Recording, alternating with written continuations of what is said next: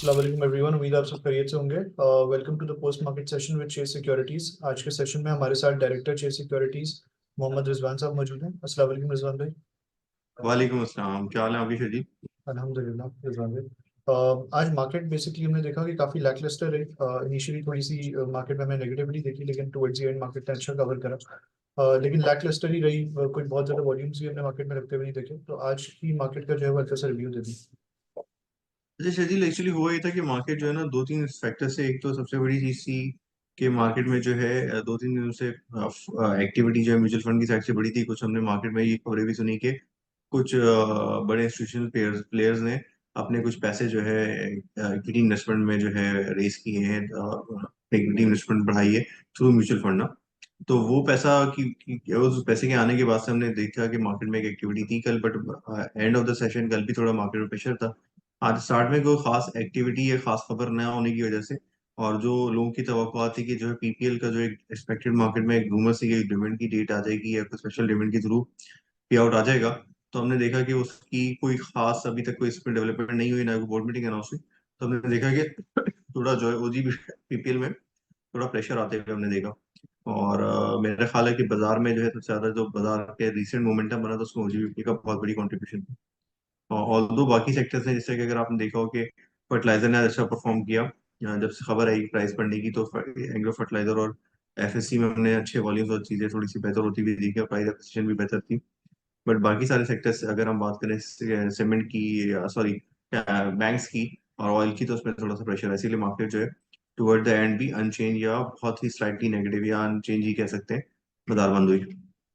जैसे कि आपने कहा कि फर्टिलाइजर में काफी बेहतर हमने आज एक्टिविटी देखी। इनिशियली काफी पॉजिटिविटी भी हमने इनके लिए देखी थी। तो सबसे पहले तो ये जो फर्टिलाइजर के बैग की प्राइसेस इंक्रीज हुए हैं, इसका एफएफसी और एफएफबीएल की अर्निंग्स पे क्या इम्पैक्ट आएगा, ये भी बता दिएगा। और अच्छा, हमने अपनी रिसर्च वालों से एस्टिमेट इसका निकाला है अगले साल की पूरी अर्निंग, क्योंकि ऑब्वियसली दिसंबर तो क्लोजिंग के बाद ही इम्पैक्ट आया ना, 4 तारीख से ये अप्लाई से इम्प्लीमेंट होंगी।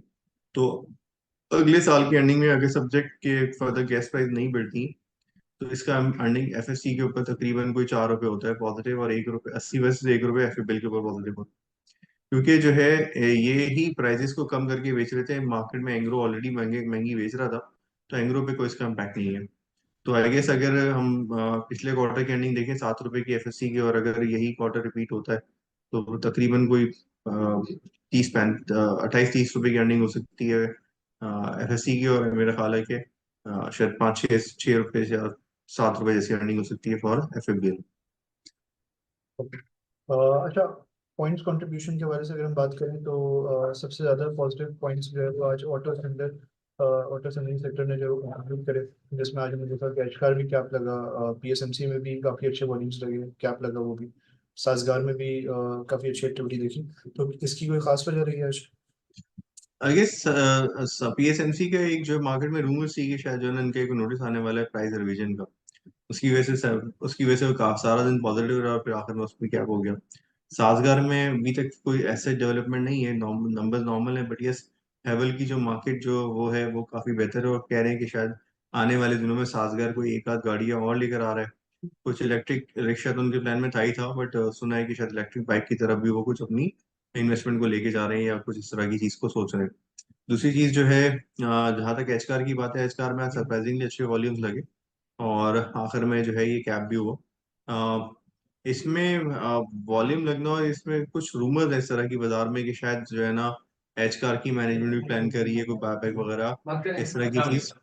बट मुझे लगता है कि बाजार के अंदर जो है कोई इस तरह की शायद इस तरह की चीजें जो है ना हो। मतलब मेरे ख्याल से शायद रूमर्स के थे हो। अगर एच पीएसएमसी की प्राइस में बहुत अच्छी आ जाती है, तो मेरा अपना ख्याल है कि थोड़ा सा जो है उसकी वजह से आपको एच कार में भी एक प्राइस जैक मिल सकता है। इसीलिए लोगों ने थोड़ा सा अपनी इसी एंटिसिपेशन में अपनी पोजीशन को बिल्ड किया।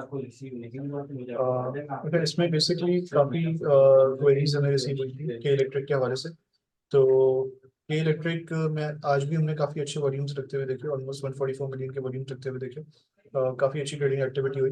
इन लेवल्स के लिए को क्या लगता है, क्या के इलेक्ट्रिक में प्रॉफिट बुकिंग वगैरह करनी चाहिए, क्योंकि अभी भी के काफ़ी इलेक्ट्रिक लोग। में शर्जील आई गेस के इलेक्ट्रिक जो है इसमें कुछ रेगुलेटरी साइड पे भी मसले मसाइल कहते हैं कि हैं। एक दो अप्रूवल्स बाकी हैं, थोड़ा सा ये कॉम्प्लेक्स ट्रांजेक्शन है। दूसरी बात ये है कि इस ट्रांजेक्शन पे प्राइस पे ऑलरेडी अच्छा इम्पैक्ट आ गया है।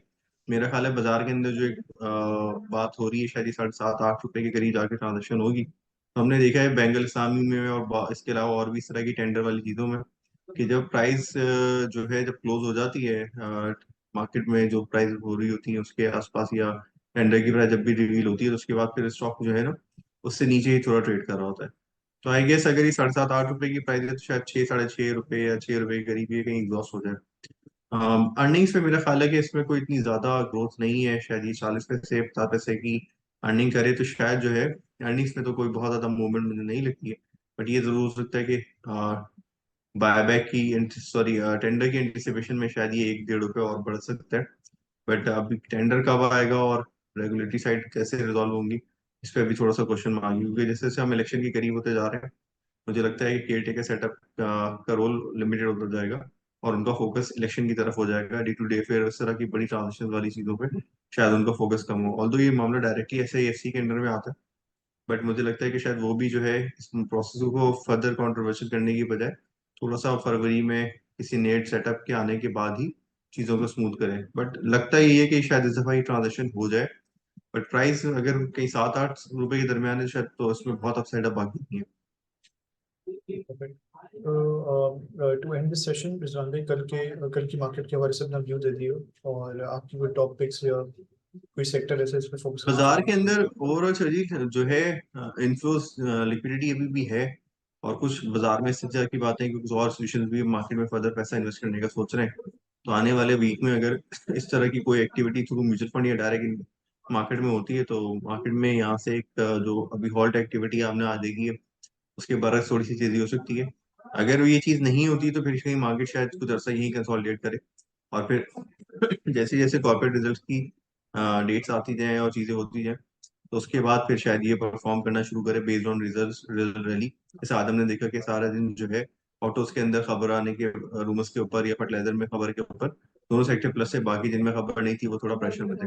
इसी तरह से जैसे जैसे कॉर्पोरेट रिजल्ट की डेट और एक्सपेक्टेशन आती रहेंगी आपको सेक्टर में सेक्टर वाइज परफॉर्मेंस मार्केट में दिखेगी।